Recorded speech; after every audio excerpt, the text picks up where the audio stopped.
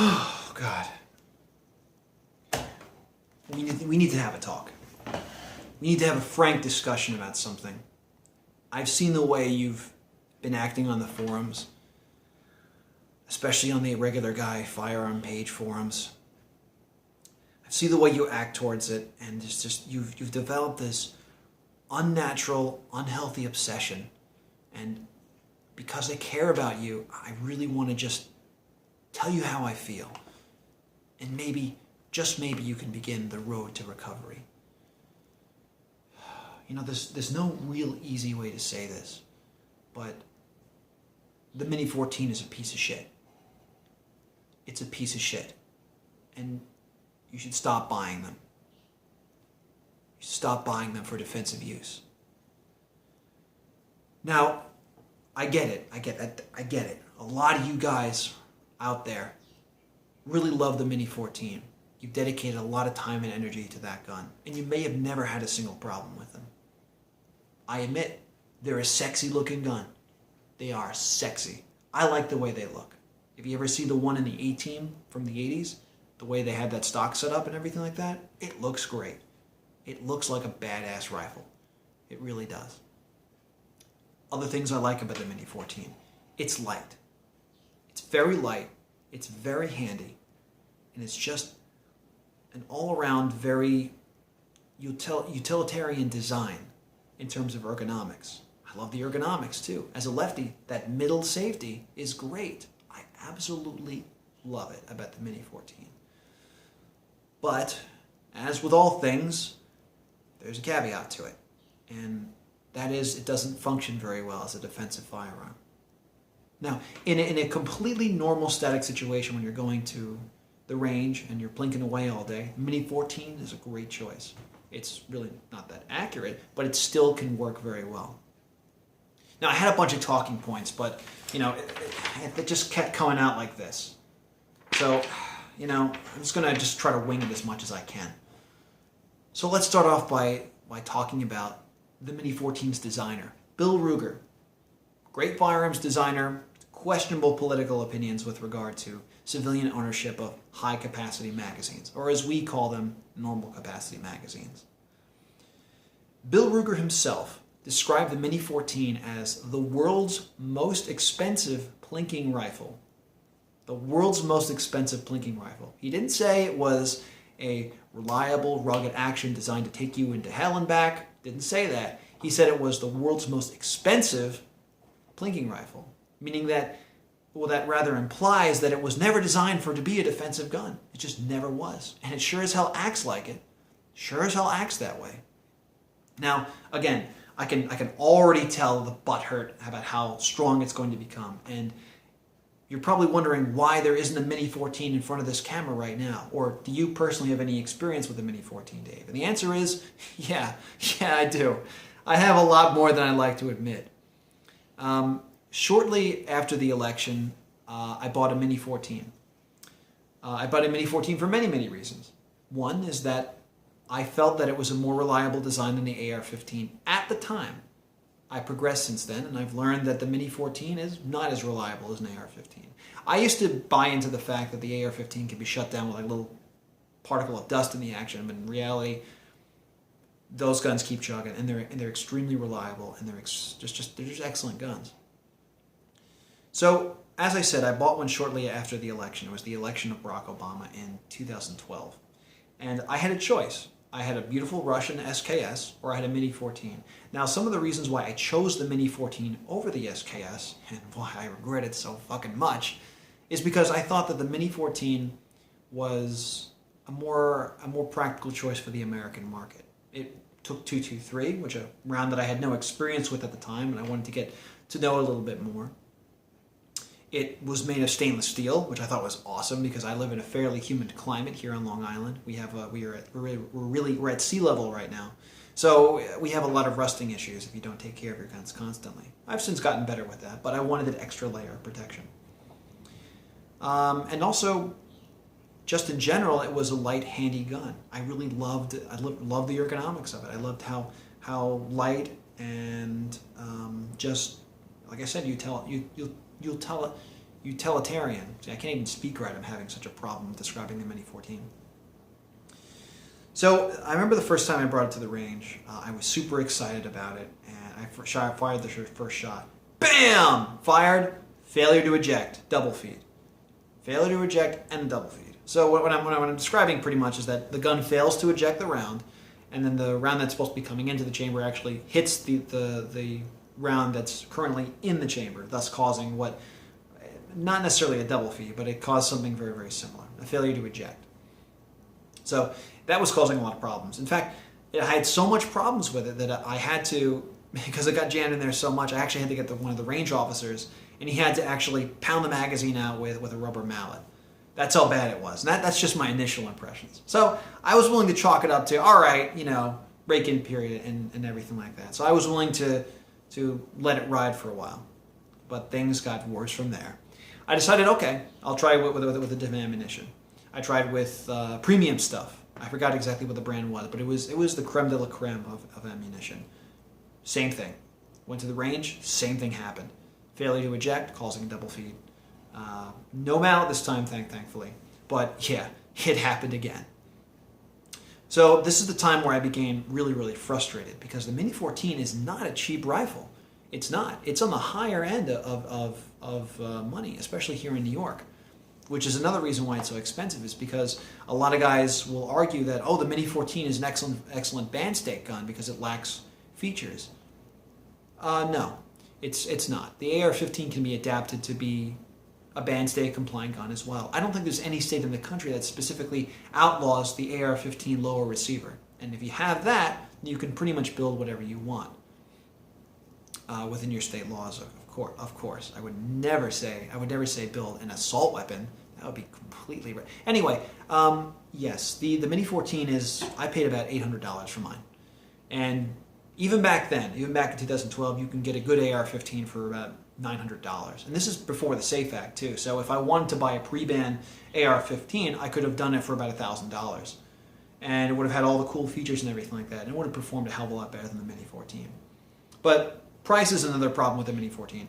Right now, as it stands, its price doesn't justify its quality. So with all that known, I shipped it back to the factory, and it came back within a few weeks. Ruger customer service is absolutely excellent. They did all they could to nurse that gun back to life, but I don't even think the guys at Ruger could repair that piece of shit. So it came back to me, and I was like, all right, man, the thing is back in business. I'm ready to go. Go to the range. Jam. Fuck. So I'm thinking to myself now at this point, all right, so maybe I ought to clean it. Maybe I ought to clean the gun. Now begins the process of actually field stripping the gun. Holy mother of God, is that a fucking pain in the ass. It's not the worst I've ever experienced, but it's not good. It's not intuitive. The worst part about it is actually putting that spring back, the action spring back in. You have to jam that thing down. And actually, my hands aren't super calloused and everything like that. I had trouble getting that spring back in, guys. I had to wear fucking gloves to do it. And whenever I did it, I was like, and it just wouldn't go back in. I spent a longer time than I'd like to admit trying to get that fucking spring back in. So the essence of what I'm saying is that disassembly of that bitch is a fucking pain in the ass. It's a huge pain in the ass when you compare something like an AK, which I can do fucking blindfolded and in the dark. Blindfolded and in the dark, by the way. And the same thing with the AR-15. They're just leagues better in terms of maintenance, which I think is an essential part of any defensive carbine, being able to maintain it without fucking cursing or wanting to throw the gun into a bog. So we move on now. We move on several. Actually, I'll stay on topic a little bit right here. So, I actually, when I cleaned it up, I brought it back to the range, and then again, jam. So it had already been to the factory once, cleaned, and then still continued to jam. So I sent it back to the factory again, and I got it back, and it still continued to jam. So this is the $800 piece of shit. This is the $800 bolt action gun. And not a very efficient one either, because it keeps getting the round stuck in the chamber. So I was naturally very pissed off at the whole thing. Next, I decided to sell the rifle, and I ended up selling it. And boy, was I happy, because as soon as I did that, I dove balls deep into the AR-15 market. Balls deep into it. I have never looked back. So much better than the Mini-14. So much better. Okay, so last year in about August of actually effectively 1 year ago from the filming of this video, I went to a course in Pennsylvania. I went to a tactical course. And I was paired up with the dude with the Mini-14. I'm like, oh, this is going to be good. It wasn't. It wasn't. I was actually hoping the Mini-14 would do really good and it would, just completely destroy my perception of it, my bad perception of it. No. That thing had the exact same problem. That's the funny part. The exact same problem that I was having with my rifle. The exact same problem. No matter what ammo he used, he did it. Actually, it was funny. That dude might be responsible for extending the class, getting me more bang for my buck, because his gun kept fucking jamming. And we had to just do these drills. And because it was taking so long to actually clear the malfunction and move on, I was able to put more targets downrange. So thanks, Mini-14. Thanks for fucking up. So yeah, again, same problem. Failure to feed, failure to eject, all that kind of stuff.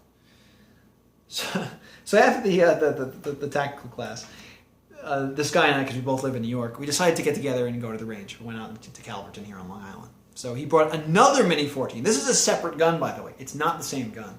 So we went out to another range, and guess what fucking happened? The same thing happened. The exact same problem with all the other minis I've seen. All the others. They've all had the exact same problem, without fail. In fact, I've never seen a Mini-14 that didn't screw up. It just kept fucking up constantly. So, God, man. So really, it's just one of those things where my experience is so bad with it, and I've seen other people have bad experiences with it too, I can't possibly recommend it. Not with a clear conscience. I can't tell you, like, listen, man, it's an excellent, excellent defensive carbine. It's not. Again, the AR-15, I don't think there's a single state in the union that bans the lower receiver. You can configure that into any way you want, even for a ban-compliant state like my own, New York, which is one of the worst, and yet you can still do an AR-15. You can still do it, and that is highly recommended. So let's talk about why some of these problems may exist. Now this again is going into theory. I'm no structural engineer, I'm not a mechanical engineer, I'm not anything, but I can guess why. The main issue with the M1 Garand back in World War II, and as you know the Mini-14 and the M1 Garand share a very similar action, is that it has an exposed op rod and has exposed parts. So when dirt and grime and fouling get into those parts, it can cause it to jam rather easily. There's a video on full30.com and on YouTube as well, done by the guys on Forgotten Weapons. And what they did is they actually tested out the different platforms in mud, and the AR-15 actually did the best.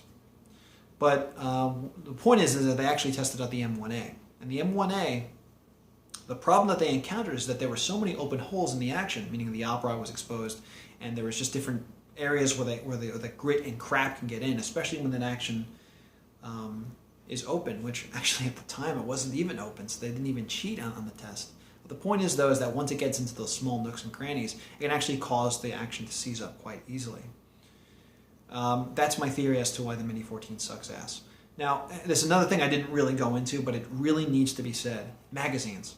Magazines for the Mini-14. Have you fucking seen the prices for those magazines? They're like $60. $60 for a 30-round magazine. I can go on eBay tomorrow, or I can go to any gun shop in the world, or most gun shops, and get like 10, I can get AR-15 for like $10 a pop. And they're aluminum magazines, and they work just fine. If you want to add a little bit more to the price, okay. You might not go up to 11 if you had the Magpul follower. Oh, big fucking deal. And they perform just as well as any Mini-14 magazine. And also, the Mini-14 in their standard steel configuration, not only are they heavy and expensive, but they also don't have an anti-tilt follower. You ever notice that? If you push down on the follower of the Mini-14 magazine, it dips like a motherfucker. It just doesn't stop. It doesn't quit. It just does it, yo. It doesn't want to stop that shit. It likes doing the dip. So basically, when you buy a Ruger Mini-14 magazine, you pay for something that weighs a ton, has no anti-tilt capability, and is really expensive. Why? Just why? Why would you do that? So in conclusion, guys, I just want to say that as much as I tried to love the Mini-14, I have never ever seen one work very well. And I cannot recommend, I will never recommend a Mini-14 for any serious defensive use. Hey, listen, if you got one that your grandpappy gave you, for whatever reason, keep it, man. Keep it. It's not a bad rifle for the range, although it is pretty fucking inaccurate. But that's, neither here nor there. It works in that context. So, man, just stop it. Stop with the Mini-14, love. Stop it. I want you to live, and I don't want you to buy shit. I talked about price earlier. In 2015, you can buy a Smith & Wesson Model 15, M&P 15, AR-15 Sport for around $500. Or if you want to go the other route, Wasser for about $650. Both of those guns are leagues ahead of the Mini-14. Not only in terms of reliability, but also in simplicity, and also in aftermarket support, and pretty much all aspects of what makes a defensive carbine great. So guys, if you're looking up the Mini-14, I would just take that and perhaps take that idea, chew it up a little bit, let it digest, and then fucking take a shit and flush down the toilet, because that's about as much as it's worth. Now in the future they might be able to improve the Mini-14. Might be able to become a really viable defensive carbine one day. But right now, no. I cannot possibly recommend it.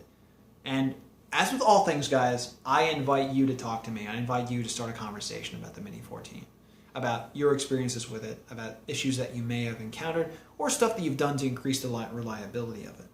Although, I think the best thing, I will admit that there is one way to actually improve the reliability of the Mini-14, and that is find someone stupid who you want to sell it to, and then buy an AR-15. That's a really great way. See, because you completely change the action and everything about it. So just do that. I love you guys, and I hope that you take what I say to heart, because friends don't let friends buy the Mini-14. Have a good one.